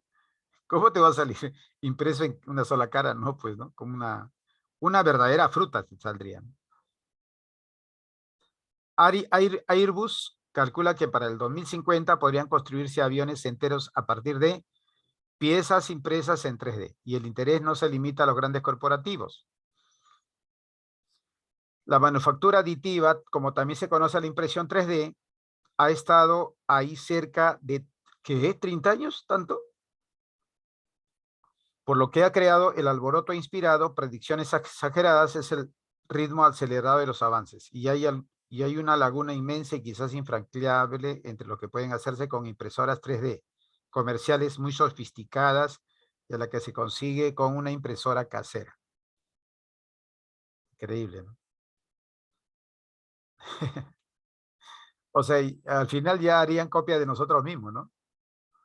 Bien, una impresora 3D trabaja de un modo muy similar al de una impresora de escritorio, solo que en lugar de utilizar tinta, imprime en plástico, cera, resina, madera, concreto, oro, titanio, fibra de carbón, chocolate e incluso... Ah, ya no. Me deja con la boca abierta. Mira lo que dice que puede utilizar. No solamente crear objetos de chocolate, objetos de oro, ¿no? Sino tejido vivo, o sea, carne humana. ¿Qué es eso? Oh, me impresiona, me impresiona. Los inyectores de una impresora 3D depositan materiales como líquidos, pastas, polvo, capa por capa. Algunos simplemente se endurecen mientras otros se funden mediante el calor o la luz. Hoy cualquiera con una idea y dinero podría incursionar en la manufactura a pequeña escala. Y la otra dice, mediante un software de diseño asistido. Ah, ya no, ya. Computadora que le permita crear un dibujo tridimensional de un objeto y dejar que una compañía comercial de impresión 3D haga el resto. ¿Qué te parece?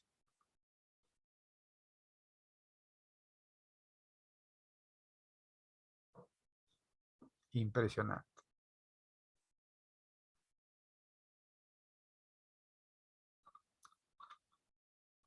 Ay, ay, a ver. Están...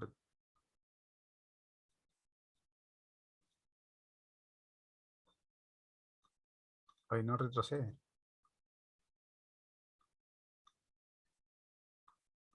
Ah, de acá. La D. Ya listo. Ahora estamos en el 4. ¿Ah? Es increíble cómo se puede creer. ¿Ah? Ya, pregunta 1. El tema central del texto es... Este sería la segunda lectura, ¿no? ¿Esa es la segunda lectura o primera lectura? Sí, la segunda lectura. ¿Por qué te la tres, no? Claro. Vamos, segunda lectura. El tema central, ¿cuál sería? Las impresoras 3D, podría ser, ¿no? Ya, la respuesta es la D. El impresionante desarrollo de las impresiones 3D. Sí, yo mismo me estoy impresionando ¿cómo se llama? Con tejido vivo. ¿Qué es eso? No, verdaderamente. Es como que te ponen tu foto en un lado y te sacan en otro lado y ya como persona. Que yo no sé cómo se puede mover, ¿no? No, no se movería, ¿no? Una estatua no me harían tuya. Quizá no, puede ser. Ya. En el texto la palabra laguna inmensa, ¿qué connota? Porque dice que hay una laguna inmensa. A ver, eso lo vamos a regresar a ver ya. ¿Dónde dice laguna inmensa? A ver. Acá está, mira, ve. Acá está. Hay una laguna inmensa y quizá infranqueable entre lo que puede hacerse con impresoras y 3D comerciales. O sea, un obstáculo, ¿no?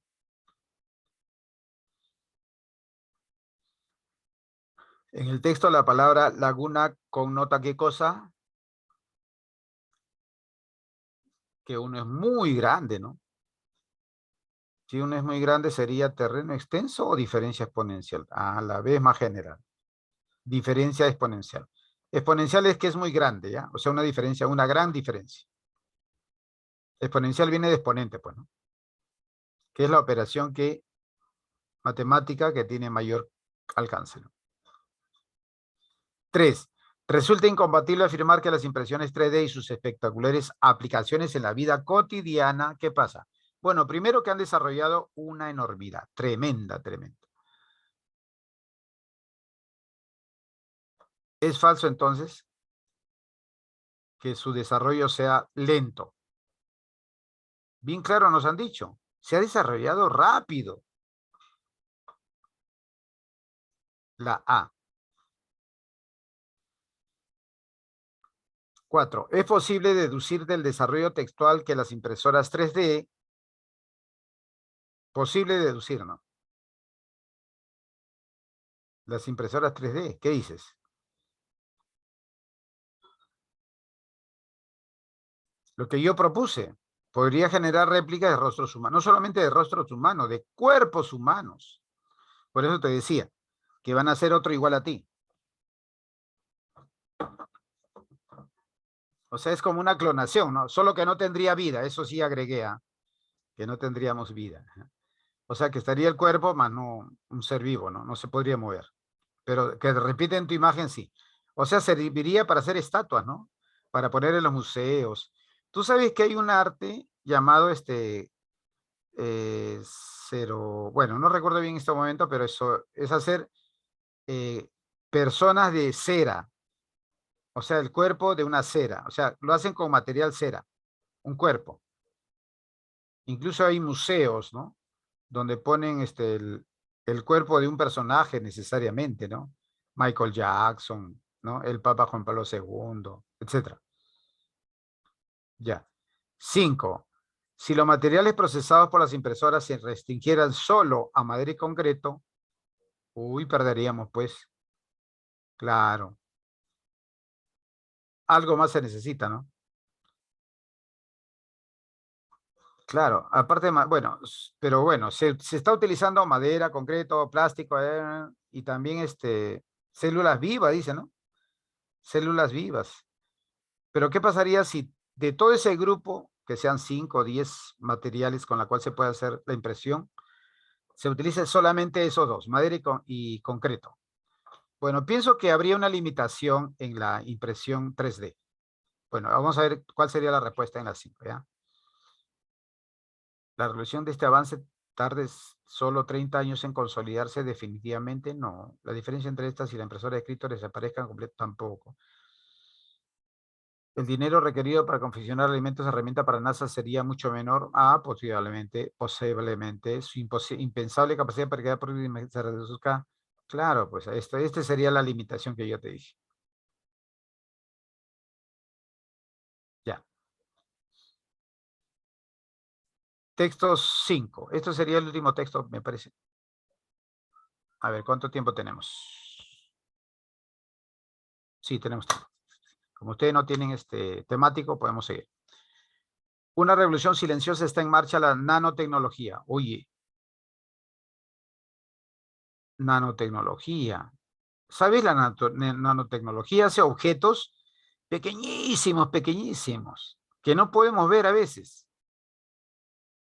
Por ejemplo, gracias a la nanotecnología, cuando operan, se puede introducir una cámara dentro de nuestro cuerpo. Increíble. Y hallamos más rápido, ¿no? Lo que queremos hacer ahí adentro. O sea, y eso está en una pantallita saliendo, ¿no? Todo lo que está pasando dentro del cuerpo. ¿Te imaginas que alguien entra con una camarita por nuestro cuerpo y nos muestre todo lo interno del cuerpo, ¿no? ¿Por dónde entraría? Por la oreja, el oído, la nariz, por el oído, la nariz. ¿Dónde más entraría? Por el recto también, claro. Pero ¿sabes cómo hacen los cirujanos? No lo meten por esos sitios. Hacen un huequito en el cuerpo. Así hacen para poner esas cámaras. Mira, para que pongan una cámara ahí, que es, ¿no? Increíble, ¿no? Ya.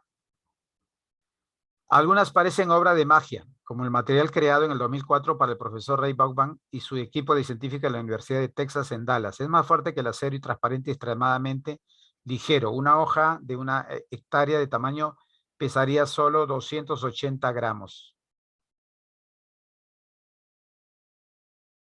¿Qué tal cambio, no?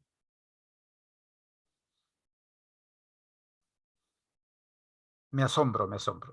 Cuando Vaughan declaró que aún no decidía cómo llamar el material, empezó a recibir sugerencias de nombres por correo electrónico. O sea, no sabía cómo llamarle a su creación. Como es tan liviano y resistente, la gente propuso llamarlo mitrilo. ¿Por qué mitrilo? Ya, nombre del preciado metal de las armaduras del Señor de los Anillos. ¿No será nitrilo con N? Relata Vaughan. Porque ya sabes tú que hay un nitrógeno, ¿no? Un elemento químico llamado nitrógeno. Aunque otros inventos no son tan sorprendentes como este, su utilidad es innegable. La D, ¿no? Parece, ¿no? Ya, parece la D. Hoy día se fabrican calcetines que no conservan olores. ¿Qué? O sea que no te lavas los pies y no pasa nada. Qué buena. Pantalones a prueba de manchas. Eso sí he visto, ¿ah? Sí, en televisión pasaban, ¿no? De que le ensuciaban y se caía la mancha, ¿no? La pintura. Ventanas que repelen la mugre. ¿Qué? Retretes que se limpian solos. Eso sí, pues, ¿no? Sí, en esa parte de la ciencia ha avanzado. Retretes es el baño, pues, ¿no? Claro, en Europa hay un baño que tú te sientas, tú miras al costado donde está el papel higiénico, no hay, no hay. Y cuando tú dices, uy, ¿y ahora qué hago? Me senté, ya terminé y no hay papel. Pero no, el momento que tú te detienes, sale la máquina limpiadora que está dentro del baño, ¿no? Te limpia. Es un aparato que te limpia, ¿no? Te manda un chisguete para que disuelva todos los excrementos que quedaron y otra que limpia. Te pasan 3 veces para que quede bien limpio y quedas más limpiecito. Claro que no vas a ir a cada rato a eso, ¿no? Ya. Pelota de tenis que no pierden el rebote. Qué chisto. O sea, eso no tiene sentido. Pues si vas a jugar tenis, influye eso. Pelota de golf que corrigen su trayectoria. ¿Qué? Ya, pues entonces ya no estamos jugando ya. No se puede jugar con una pelota que no vas a cambiar su trayectoria. Es decir, el chiste es eso, ¿no? Todo es resultado de la exploración del mundo de lo infinitamente pequeño. O sea que han explorado el mundo pequeño para poder crear todo esto. La nanotecnología, nano deriva de una palabra griega que significa enano. Suele definirse como el estudio y manipulación de materia que mide menos de 100 nanómetros, el tamaño de las moléculas y los virus. ¿Cuánto es un nanómetro, no? Hay que medir eso, ¿ah? El tamaño de las moléculas y los virus. Claro, ¿cómo fue creado mejor no digo nada, ya. 10 átomos de hidrógeno agrupados miden apenas un nanómetro de largo y 1 millón de nanómetros equivalen a 1 milímetro. Un ejemplo más, si cada individuo de una urbe de 10 millones midiera un nanómetro de ancho y todos formaran una fila hombro con hombro, o sea, juntos, cabrían en la uña del pulgar de un adulto. Claro, obviamente, ¿no? Por el tamaño, ¿no? Bueno, entonces, conclusión, enano no está solo. No está solo. Pregunta 1. La lectura propuesta dista de ser un texto de ciencia ficción, pues, ¿no? Porque todo es real. O sea, la nanotecnología no es fantasía, no es literatura, es algo que ya se hace, ya se realiza. Entonces, en la 1 sería la C. No es ficción, es realidad, ya es realidad. En el texto, la expresión hombro con hombro implica básicamente qué cosa, que se apoyan o que continúan. ¿Cuál sería? Que continúan, muy bien. Resulta incongruente, o sea, opuesto con lo que dice en el texto, ¿no? ¿Cuál? ¿Cuál de ellos sería una oración que contradice a una oración del texto? Ya.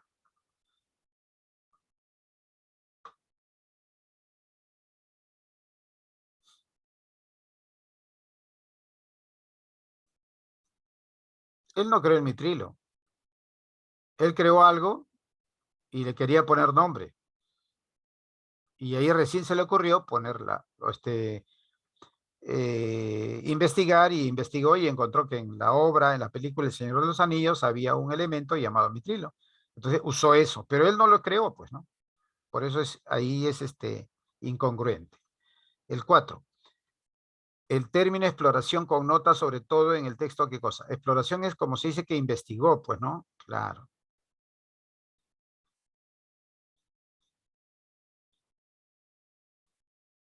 ¿Cuál sería?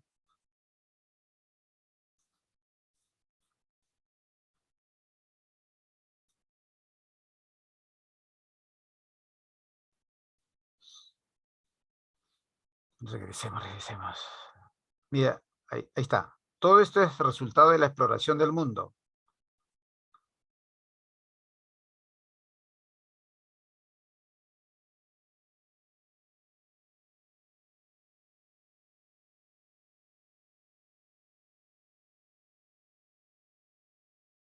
¿Cuál? Sí.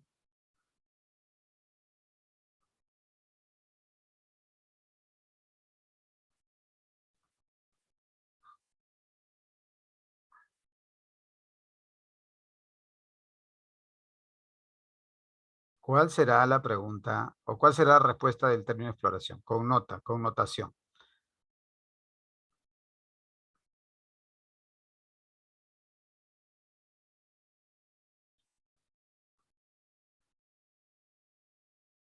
Ya te voy a repetir, ya mira, acá está la figura. Dice, eh, el que se haya logrado, ¿no? Retrete que se limpia solos, pelotas que no dan rebote, corrigen trayectoria. Todo eso es resultado de la exploración del mundo, de haber explorado el mundo.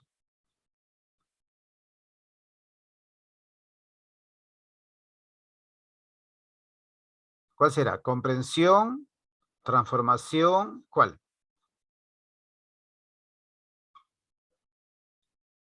Exploración connota búsqueda.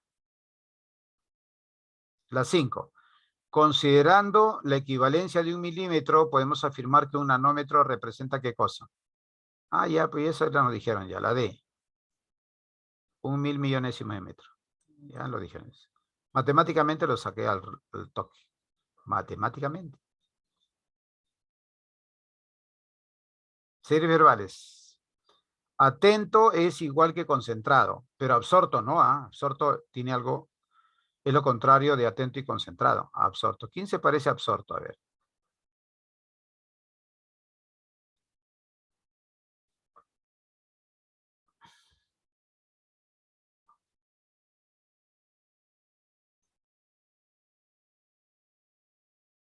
Pero acá te deben pedir el antónimo, ¿no? Porque parece que no hay sinónimo.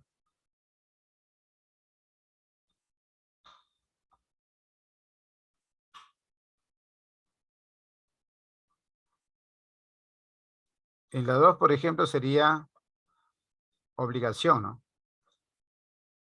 Porque empeño es igual a tesón y constancia. Son los mismos. Ardiente, abrasador, candente sería, en la 3 sería ígneo. Ígneo es igual a fuego. Y en la 1, absorto, ensimismado, alerta. No me convence, ¿no?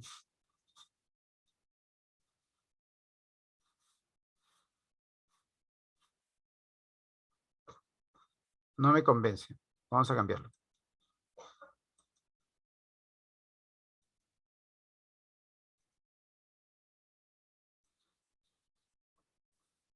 Absorto es que está ensimismado, pensativo.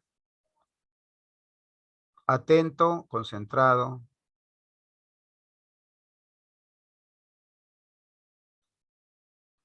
Que está atento y que está concentrado. Atento es cuando escucha a otra persona y concentrado es cuando está en sí mismo, ¿no? Y si acá absorto está ensimismado, lo contrario sería que sí se relaciona con el resto. Puede ser. Ah, entonces sería desprevenido. Desprevenido. Ya, vamos 3. A ver, ¿tenemos tiempo? Sí, sobrado creo. Ya nos pasamos ya. La 4. Ininteligible igual a, es lo contrario de conocible. Fatuo, lo contrario de modesto. Efímero, lo contrario de perdurable. Conclusión, tenemos que buscar una pareja que sea antónimo nada más. A ver, obviamente la D, pues, ¿no? Escéptico, crédulo. Escéptico que no cree y el otro es crédulo, que sí cree. Denegar, desestimar, igual. Acuciar, apresurar, igual. Diluir, disolver, uy, igual, son sinónimos. Pareja de sinónimos. Aquí sería aplacar, disimular, no. Mitigar, recabar, no. Imprecar, bendecir, soslayar, obviar. En las 5, la A. Dilucidar es igual a aclarar, explicar, elucidar. 6, la D. Bien, terminamos. Muy árido, ¿no? Muy árido la parte de la ciencia de la física. Pero no hay problema, la próxima semana traemos otros temas variados. Bien, chicos, nos vamos viendo.